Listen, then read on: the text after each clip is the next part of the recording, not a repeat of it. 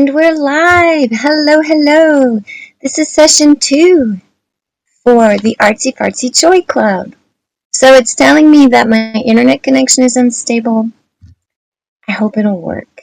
And I hope the audio is okay. So let's just do this and see what happens. So last time, and you can watch the replay. Whenever I say last time, it means there's a live session I did before this one.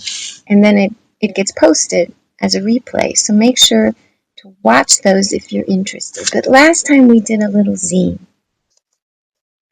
and for some reason today, I don't know, last time it was a mirror.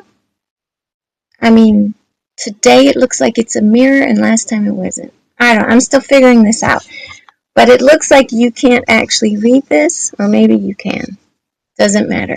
Last time we did a zine, and in the zine we leaned into our childhood loves, and it's called Your Loves List zine, right? And we thought about, what did your little 5-year-old love to drink and eat and wear and play and watch and read and listen to?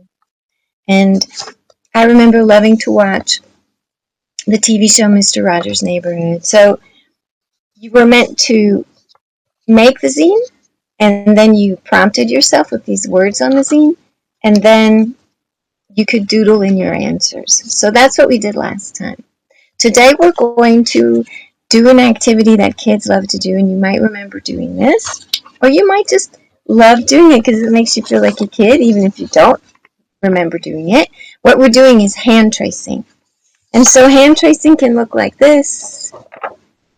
Basically, you put one hand down in different positions, turn your paper, and you trace with the other hand. If you use the same color, let's say you only have a highlighter, it's still really fun. It could look like that. And I prepared one for us today, which is more like what we're going to do today, which is a little simpler. So it's just your hand 4 times. And then you can color it in with solid colors, by taking a marker and darkening the whole space, or you can make marks. So that's the other thing we'll do today. We're going to talk a little bit about what it is to make marks, what that can look like on a sheet.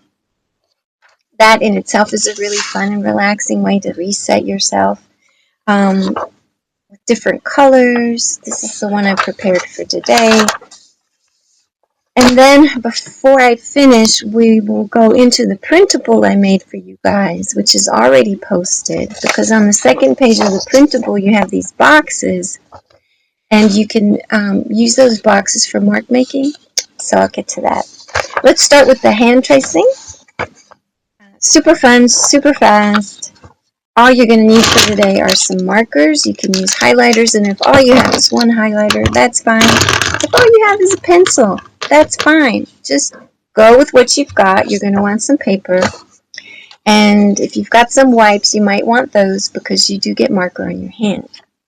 And my suggestion to you is to use your non-dominant hand to do the tracing. So I'm right-handed. Instead of tracing my hand with my right hand, I'm going to put my right hand on the paper and trace with my left hand. Okay. So let's see if you can even see my desk a little bit here. I always like for you to be able to see what I'm doing. So if I pull back, maybe you'll see a little bit. I don't know if I could. Bear with me 1 second, because this will make it all better if you can actually see what I'm doing. Does that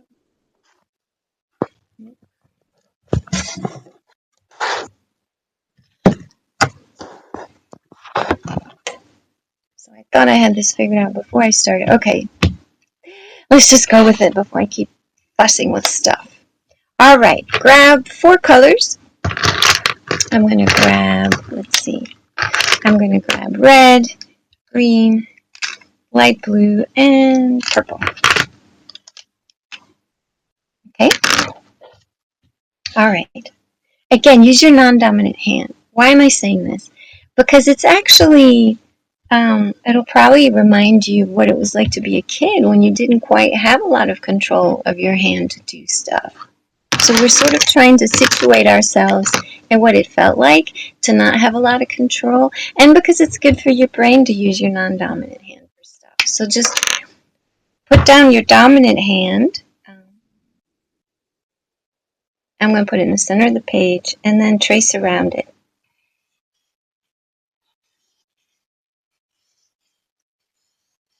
Okay, this is just going to take a few seconds. Now that I have that, you see how I got marker on my hands? This is when you could be wiping as you go, or maybe at the end. So this is one. Now I'm going to turn my paper this way, grab another color, put my hand on the paper and trace around it.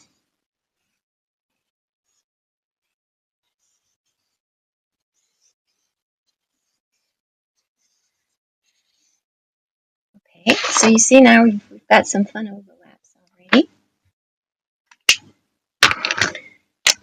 Next color, and so now I'm going to turn my paper so that this is up, basically putting my hand down next to where I just had it at the beginning, only facing a different way.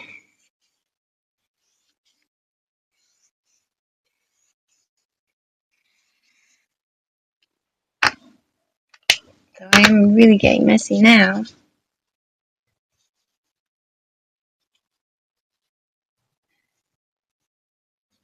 It's not that I mind getting messy, it's just that I'm going to get it all over my desk. So I'm being nice to my future me, who's going to be really pissed if I put something clean down on my desk and I pick it up and it's covered in colors. Haha. Okay, one last color here. And one last direction. So this is what's left. Putting my hand down and tracing. So, is this fun for you? Does this remind you of being a kid? Maybe you've done this with your own kids. Right? So, maybe you can recall how they liked doing this. Like their little faces when they saw their handprints. I think there's a very primal urge within us all to want to say, I was here. I mean, just look at the cave paintings, right? Like one of the first things we do is we want to leave a mark behind. So we're just doing that. We're making our mark today. We're having fun like little kids. So this is your end result, and this is beautiful. This is all you need to do. Now, to go from something like this to something like this, all you do is start looking for the places where you've got overlapping lines that you could color in individually. You see that? All these little spaces. Some of them are bigger than others. And then you just, like this one is kind of interesting because you would go around that little bump and then go up there and come back down. So wherever your lines have overlapped, you're going to have these individual little contained spaces that you can color in, or you can use markers to make marks. Or you could use crayons to make marks. So let's talk about mark making real quick, and then we can come back to this if you want. Let's just see what happens. So, mark making. If you've never done mark making, you're not sure what it means, I'm sure you have. If you've ever drawn like hollow letters and colored them in with little designs and stuff, or if you're into Zen doodling, that's mark making. So let's do another quick exercise. Grab a sheet of paper, grab a marker, any marker. Let's see what color can I do it. So I did it with red on this one. So I'm going to grab the red again.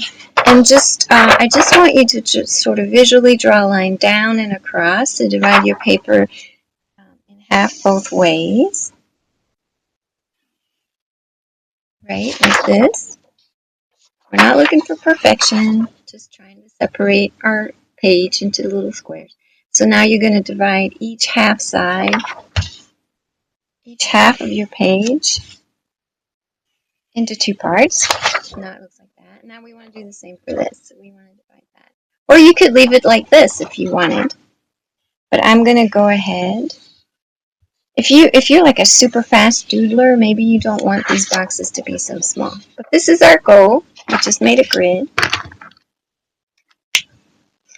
And now we're going to do marks. And so when we talk about mark making, we talk about repeating the same type of element. So it could be a straight line, a zigzag, a wave. It could be little dots, circles, circles that overlap, spirals, lines that arc. And we're talking about repeating them.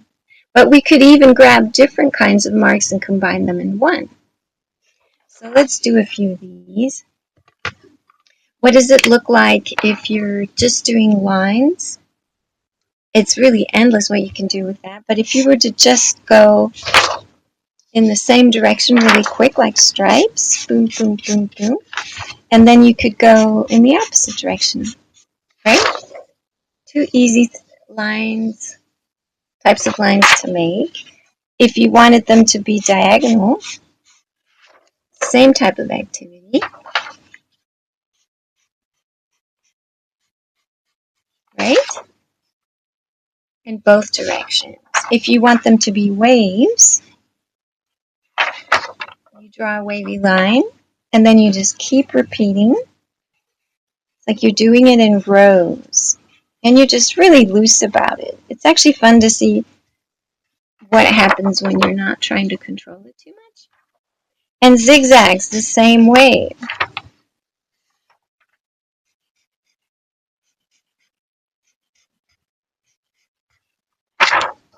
There you go. So very typical marks that get used a lot when doodling, Zen doodling, mandalas.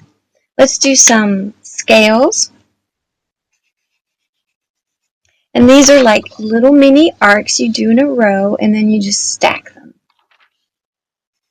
And you can try to stack them in a certain way, but I just go as fast as I can. I'm not worried about them landing in a particular order. I'm just stacking them. So you can do things that start in the center and spread out, which is really helpful when you're trying to fill a space that's not like irregular and you're not sure where to start. So just start in the center and work your way out. So in this case, starting here and just drawing lines going all the way out like a giant star.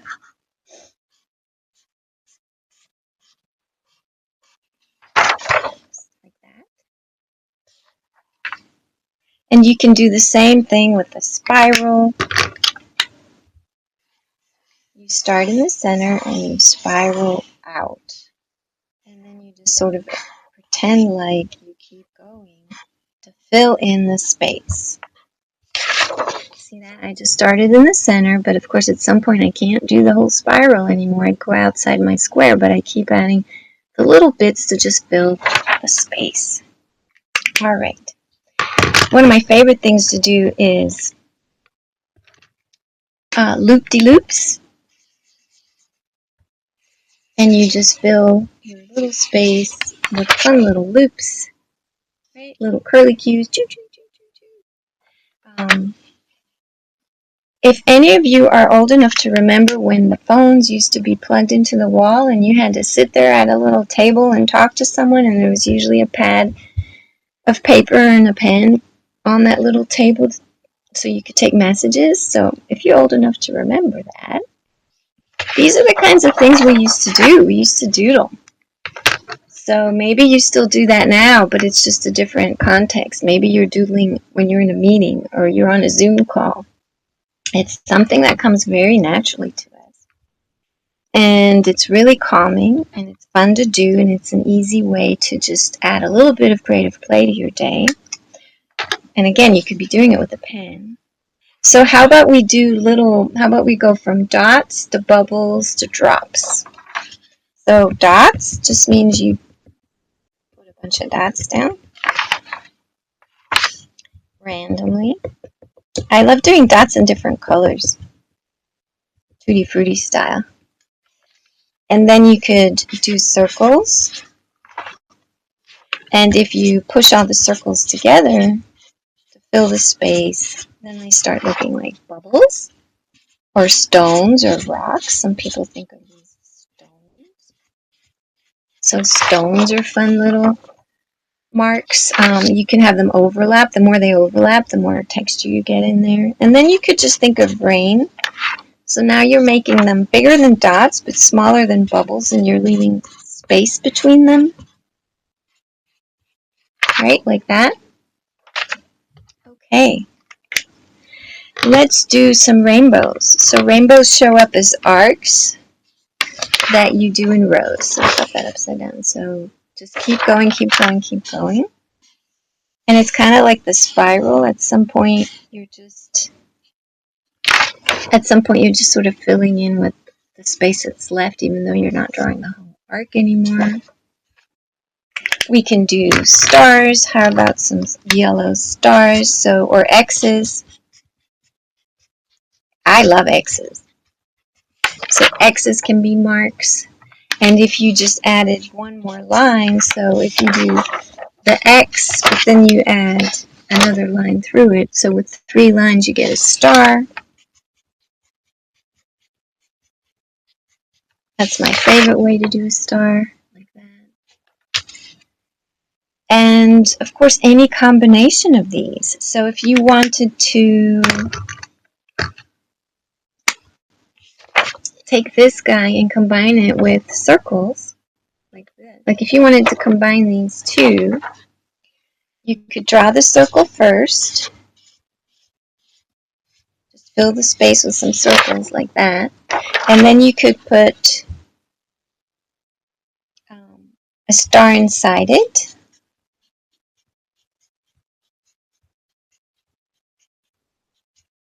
So I'm going to do this 2 different ways.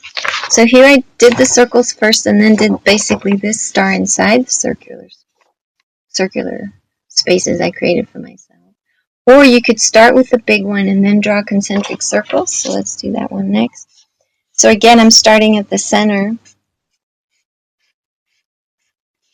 Put that big sun or star down. And now I'm going to do, you see that? I did concentric circles around. Okay, so I could make 10 of these pages or more because it's really endless once you start combining different elements, all the different ways you can make marks. And here I've got a nice example, all done with the same color. So you see you don't need to use different colors. I just wanted you to see what that can look like when you start combining. I didn't do this one. This is one of my favorites. It's when you pick 2 points and you just draw wavy lines, but you always make sure to start and end at the same point. Okay. And I was using a pen with a chisel tip, which lets you make different kinds of marks too, depending on how you hold the marker. It was a fat marker with a chisel tip. So that gives you some variety as to whether you want your marks to be thin or fat. But anyway, all this to say that you can color in something you've done like this. So you can do hand tracing just for the fun of it, or you could do hand tracing to basically create a coloring page for yourself and then go back in and color. And, you know,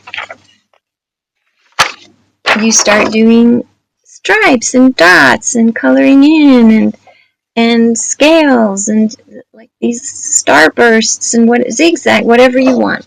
So that's a fun way to color in. And this brings us to this practice sheet. So I call this Practice Makes Happy, and it's a 2-page printable that, like I said, you can already download this and print this.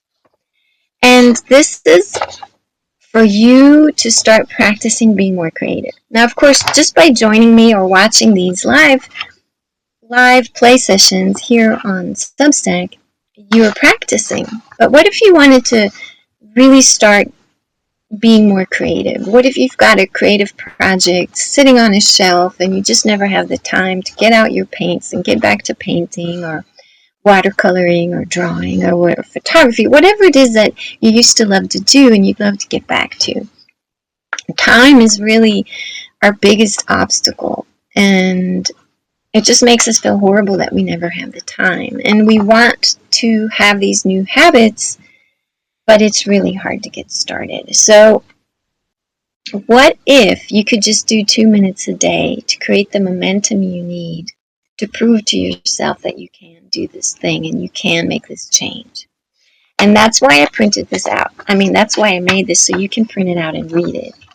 Because it's got 3 points on here that are based on James Clear's ideas about building new habits from his book Atomic Habits, and it's amazing.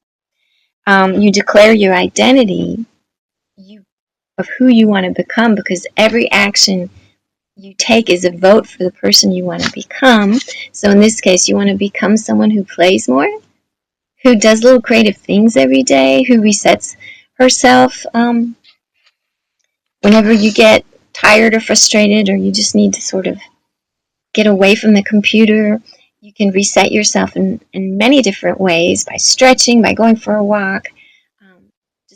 But doing something creative can be how you get going with that. Just switching channels, you know. You prove it to yourself with a 2-minute proof. That's how you build a new habit. And then you collect evidence of your progress by tracking, which is basically just checking things off and on. Okay? So the second page has these boxes on it, but you don't need to print one of these every time you need more boxes. You can make boxes inside a notebook the same way we did today. These can be your boxes. So you can take any notebook and draw a grid and just dedicate that one little square to your 2-minute proof. 2-minute proof is a mini version of doing the thing that you want to be doing, right? So why not do mark making, coloring, or doodling inside a little defined space? And you can use a paper cup. You could trace a paper cup and draw circles in a notebook and have your proof be one circle. It doesn't have to be a square. I just think drawing a grid is the easiest and fastest thing to do. So grab any old notebook, and on one page, if it's really tiny, maybe just one page is your 2-minute proof.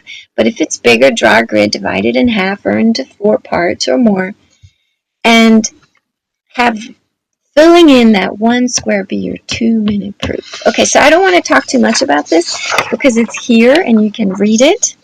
And you can read it and not download it and just use a notebook, but I really do want you to read it because you do need to declare the type of person you're becoming. That's step 1. So go ahead and grab that. And that's it for today. I don't want to take too much time with these things. So what did we do? We did a hand tracing. We played with making marks. So now we know we can go back in and color these. We know how to make our own coloring pages. Whenever we need a coloring page, all we need is a pen and a hand.